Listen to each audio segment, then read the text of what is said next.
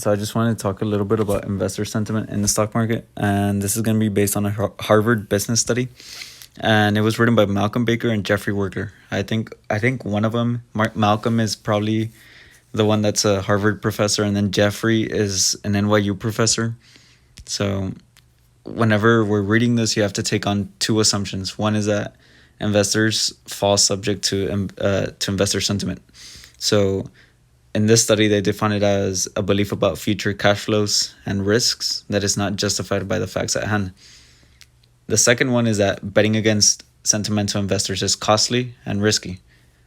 Let's talk about the first one. So A is that, let's say you invest in a car company right now, and the car company goes up a lot in price, so you're making money because of your investment. And then 2 days from now, people start selling it off for no reason. It falls maybe 30%, 40%.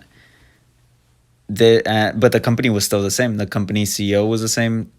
Their balance sheet was the same. Their goals, their missions were the same. Nothing changed about the company. The only thing that changed is how people felt about it, their sentiment going forward, even though it wasn't justified by an actual change in the company. So in that way, sentiment can affect price.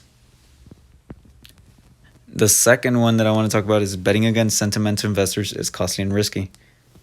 If you don't know what that means, it's pretty much this. So let's say, for example, the people that were shorting GameStop, they didn't think it was a good company.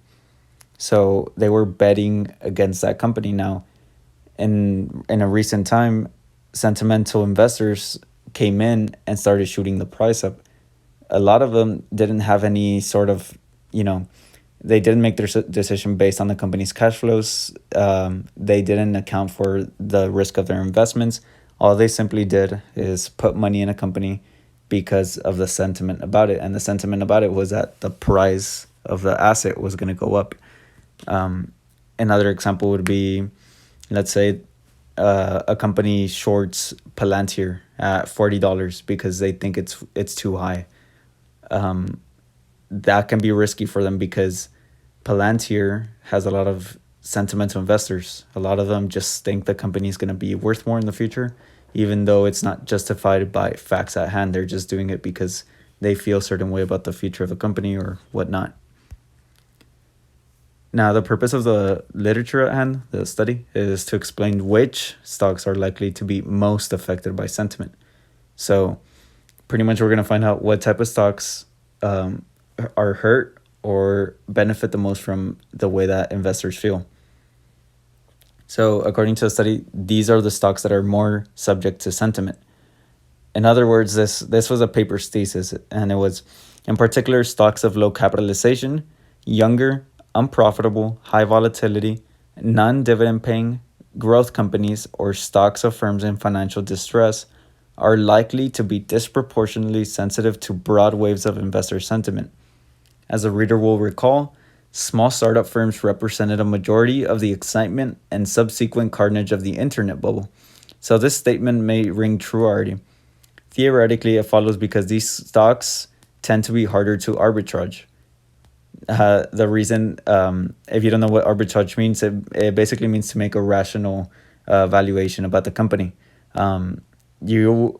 It's harder for someone to invest in a company with rational valuation, like for example Palantir. If you think it's valued at $20 and that right now and that it was overpriced at 40, it's harder to arbitrage. It's harder to short the company based on their financials, and it's harder because they have this whole crowd behind them, this group of sentimental investors.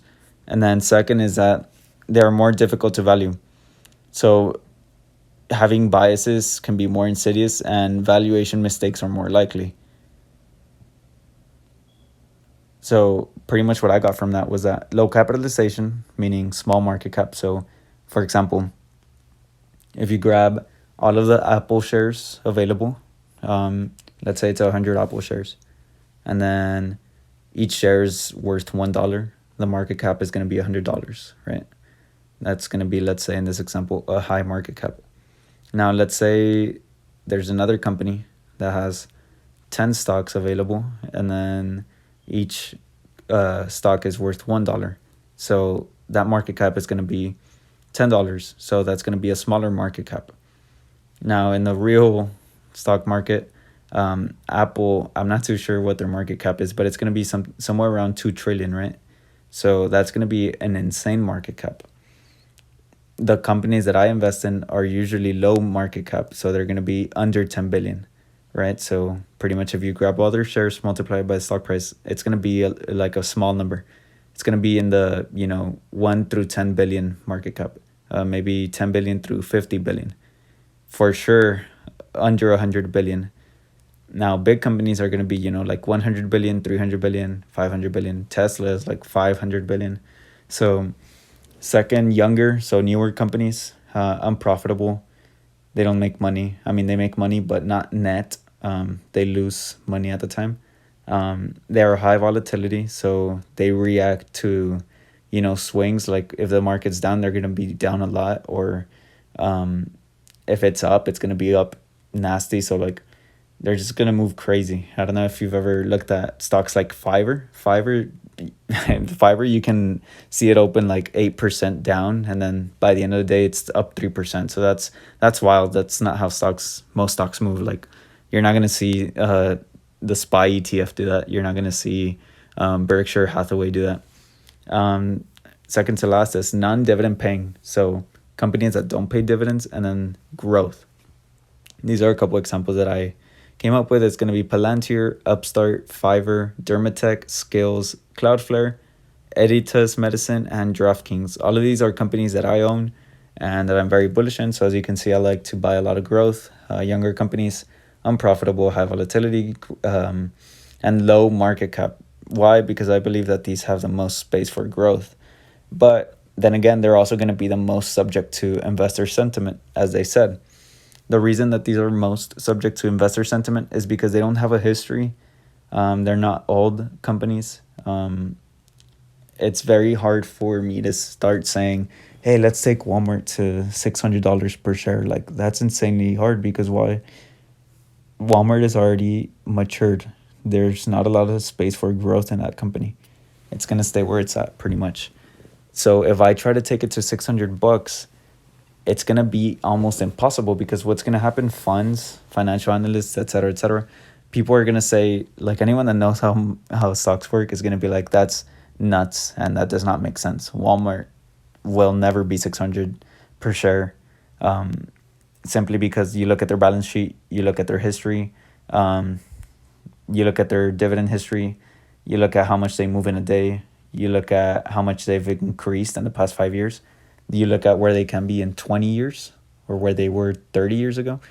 And it's like, we already pretty much know how much this company should be worth. But the ones that I've listed here, Palantir, Upstart, Fiverr, Dermatech, DraftKings, Editas, Cloudflare, and Skills, all of these companies are so new that even if they don't have good numbers, I could just start talking about how, the CEO of this company or this new person that they're bringing on the team is going to take it to this, and they can become this in the future. So these are new companies that can grow a lot, and the future is almost undefined for them. So it's easier to rationalize a higher valuation for these companies.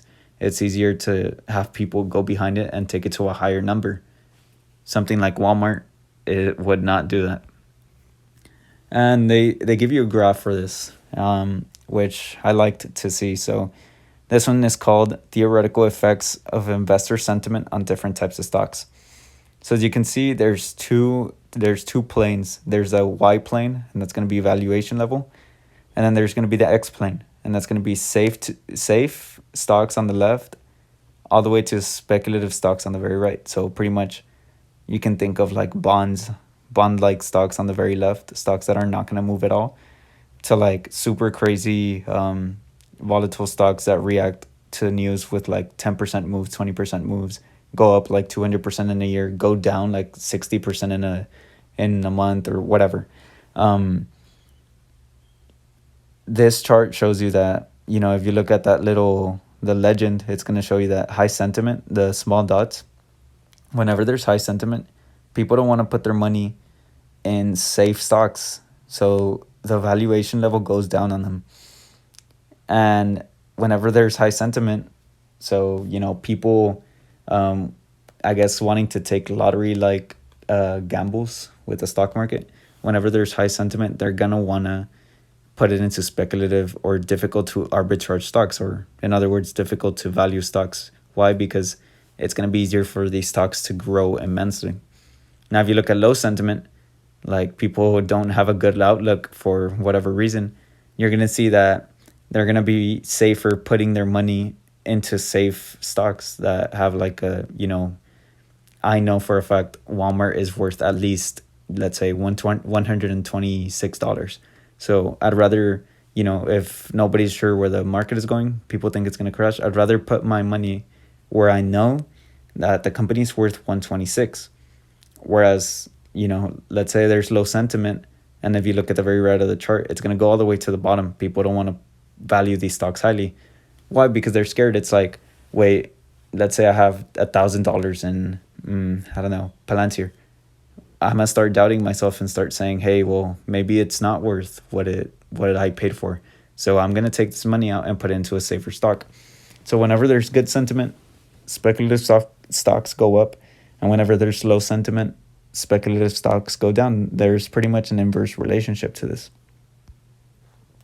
For example, in the recent drawdown, we saw that SPY, this is gonna be SPX, was at, I'm going to move the decimals a little bit just so you can visualize it, but it's at 3,932.59. Think of it as 393. And it went down to 3,841.94. So it went down from, let's look at the two integers, from 39 to 38. So that was kind of like, it was kind of like just a 3% drop. That's not a lot. Now, if you look at, this is the Vanguard Growth Etf, which pretty much has those speculative stocks, the ones that are harder to arbitrage. It's harder to value them. They don't have a long history. They don't pay a dividend. They're not profitable, etc., etc. This one felt like 11%. It fell from 302.04 to 269.60. If you look at the two integers, it's easier to visualize the drop. So it fell from 30 to like 227, rounded up. So that's a way bigger drop than like, the previous one that we saw on SPX going from 39 to 38. This one dropped from 30 to 27. So that percentage is bigger. Okay, this is another chart that I found pretty interesting, and I mean, I felt like I learned a lot from it. This one is sentiment and future returns. So let's look at the Y plane. So the Y plane says average monthly return in percentage points. And then the X plane is going to, same as the last chart. Safe and easy stocks on the left, and then speculative and difficult to value stocks on the right. Now let's look at the legend. It says, that dotted line that has the bigger dots is going to be low sentiment in the previous month. The smaller dots is going to be high sentiment in the previous months. So let's look at the first one, low sentiment in the previous months. Look at that line right there. Whenever there was low sentiment in the previous month, speculative stocks went up, right? Whenever there was high sentiment in the previous month, speculative stocks fell down like crazy. And that's interesting to me because that shows that like if a stock has a lot of hype and it's a speculative stock, it's very likely that you're not going to get a good return in the next month. So if you're not catching up to what I'm saying, pretty much what this is saying is that if a stock has super good outlook, so let's say NEO, when it was at its all-time highs, everyone was getting behind it. It had super high sentiment. People thought it was going to go to 100.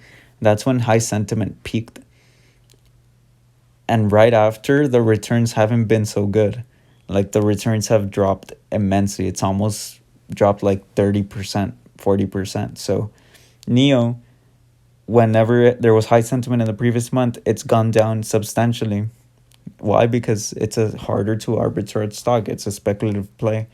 Now, if you look at low sentiment in the previous month, it shows you that actually when there's low sentiment in the previous month, speculative stocks tend to go up. So in other words, I like this because it's saying that you want to buy when everyone has low sentiment and you want to sell when everyone has high sentiment. And I think that's true. Let's look at this chart. This is Fiverr. This is a company that I consider somewhat speculative. So if you look at the top, it's going to show you the RSI. If you don't know what the RSI is, whenever RSI is at 70 or above, that's going to put it at an extreme level. What this means is that there's investor sentiment is too high. Too many people are buying the stock. Whenever RSI is at 30 or below, that's going to be a bottom. That's going to be an extreme. And that's going to tell you that way too many people have a low outlook on this company. Too many people are selling it off. People don't want it. Now, if you put a line through all the RSIs, the peaks, you can see, and I know that in that very leftmost line, it signaled it 3 times. I just went in the middle. So if you see the very leftmost green line, you can see that RSI peaked at 70. So that meant investor sentiment was way too high. And if you would have sold there, you would have avoided a drawdown from 180 all the way down to like 150, 140. So in percentage points, that's a big drop, right? Now, fast forward, and you're going to see that whenever RSI goes extreme again, almost to the dot, it called the top, and the stock fell down crazy. It fell down from like 280 all the way down to 200. That's, 80 points. That's a lot. So we go to the last line. In middle of February, Fiverr had extreme sentiment, touched around 338, 337, and fell all the way down to 200. So usually, whenever there's too much high sentiment in a stock, it'll result in a drawdown. So the returns are not going to be very good. So if you look at a stock and it's at RSI 70, and it's a speculative stock, chances are you don't want to buy that. You can look at Twitter. It did the same thing. A lot of these stocks did the same thing. Now, Twitter has a longer history. I'm not going to call it a speculative stock by any means. It can be considered one by some people. But point is that this study is true. This study makes sense. Like, speculative stocks that see too much investor sentiment behind them are usually not going to offer the best returns in the next month.